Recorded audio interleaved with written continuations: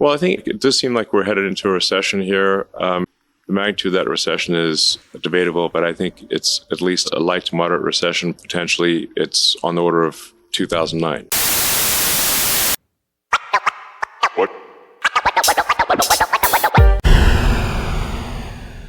So I think it's wise to kind of like prepare for the worst, hope for the best, prepare for the worst. Don't get too adventurous. Like, watch out for margin debt. I would really advise people to not have margin debt in a volatile stock market. And, from a cash standpoint, keep powder dry. You can get some pretty extreme things happening in a down market. Like Brett Johnson, who was the CFO of SpaceX, was at Broadcom in 2000.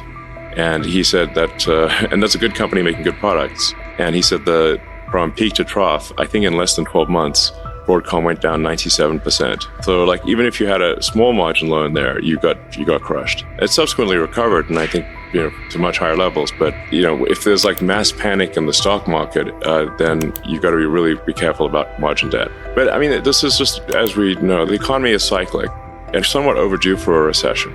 And my best guess is that, we have sort of stormy times for a year to a year and a half, and then things start to, dawn breaks roughly in Q2 24, if I were to get. That's like my best guess. Recessions don't, like booms don't last forever, but neither do recessions. And it's a 14-year boom, so a 6-quarter recession seems like that might actually balance out. The last time it was 4 or 5 quarters, so it's not easy.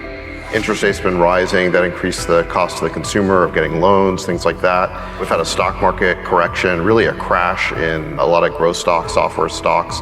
From where you sit and the data that you see, where do you think the economy is headed right now? Do you think we're in a recession, or is it just a risk? How do you assess our current economic situation? Well, predicting macroeconomics is always difficult, and one should assign probabilities to these things.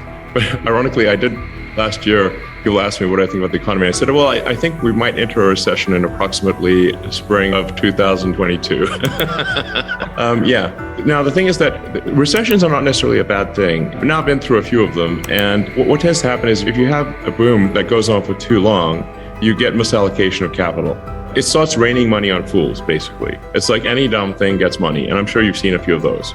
So at some point it gets just out of control, and you just have a misallocation of human capital where people are doing things that are silly and not useful to their fellow human beings. And then those companies, there needs to be sort of an economic enema, if you will, to have everyone sort of shift uncomfortably in their seats. But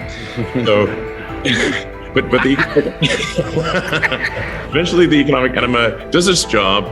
It clears out the pipes, if you will. Yes. And sort of the bullshit companies go bankrupt, and the ones that are doing useful products are prosperous. And but there's certainly a lesson here that if one is making useful product and has a company that makes sense, make sure you're not running things too close to the edge from a capital standpoint. You've got some capital reserves to last through irrational times. Because in the past, when there's been a recession, it has gone. It's amazing. It's flipped like a light switch. I mean, David, do you remember this when from the PayPal, ex-PayPal days, when we raised $100 million in March of 2000, and we had the demand was so high, we had people like VCs just literally without even a term sheet wiring money into our account. They literally were like sleuth out our bank account number and wire money in. And we're like, where'd this come from? And it's like, so it was like there was literally fire hosing money in March of 2000. And then in April 2000, the market went into free fall, and it went from raising money was trivial to even good companies could not raise money in a month.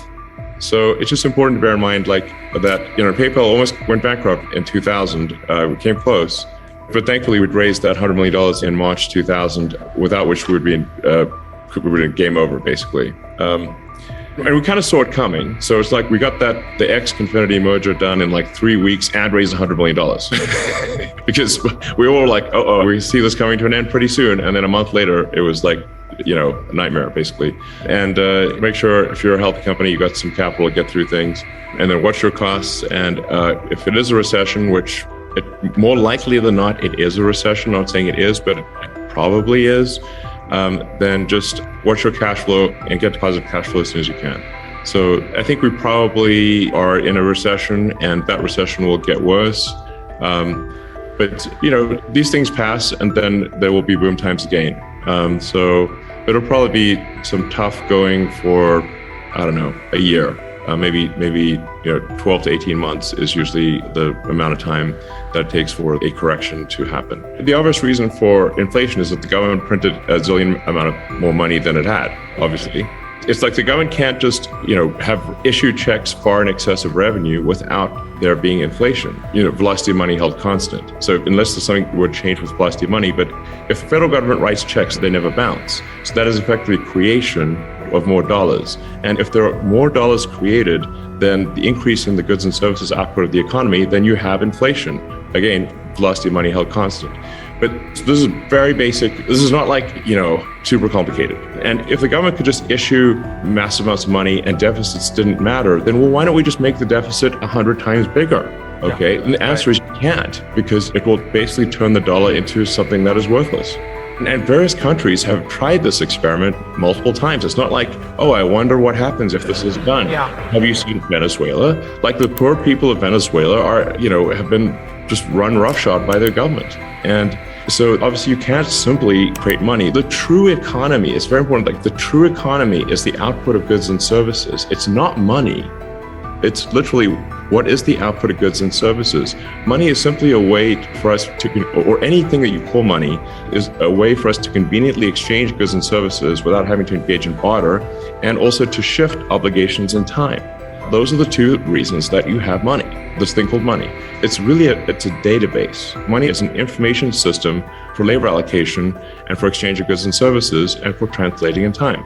And the quality of that information is a function of, it's like you can apply information theory to money. And I think it helps explain why one money system is, or why one action is better than another. And so just like an internet connection, you'd want something that's high bandwidth, low latency and jitter, and is not dropping packets, does not have a lot of errors in the system. And the same is true of money. And really, like you said, what did PayPal really do? That it helped improve the bandwidth, the speed at which money could move. Instead of mailing checks back and forth, which amazingly, that was what people did in 2000, you could now do real-time exchange of money, and now you could ship your goods immediately instead of mailing a check and waiting for the bank to clear the check. So the ultimate thing that with PayPal, if it sort of was in the X.com, less sort of niche payments and more sort of broad financial, would be to simply just intermediate all the heterogeneous COBOL databases out there running on mainframes doing batch processing, and have a single real-time system that was secure and not batch processing. So it would just be, from an information standpoint, more efficient. And eventually all the batch processing COBOL mainframes operated by the banks would cease to exist. I sure hope we don't even need a war. There will be certainly, an economic competition that I think will blow people away when they realize just how competitive they have to be competitive with companies in China. It's very difficult. Tesla is competitive because we have an awesome team in China. Tesla is sort of pretty far out there in terms of work ethic anywhere in the world. So the Tesla work ethic in the US, I think, is substantially greater than any other car company or any large manufacturing company that I'm aware of. Look, I think the point of a company is to produce useful products and services for your fellow human beings. It is not, some political gathering place or a thing where that's the point of a company. So I'd say it's, politics and other stuff let's not lose sight of why companies should exist. I have been guiding our portfolio company CEOs to be at cash flow break even now or extend runway to Q1 2025. And they're 25. Yes, because Elon and I are kind of roughly in the same place we have been for a while, which is mid-24 is when the recession ends, and you need to give yourself 2 to 3 quarters of buffer so that you can go and raise a round, which takes a quarter to 2 quarters. And once you start to get escape velocity out of a recession, having money through end of Q1 2025, I think, is a minimum requirement. And of the companies that I think were the most precariously positioned, there was 5 of them that got their acts together and really did it. But these are all CEOs of companies that, if I said them, you would know some of them.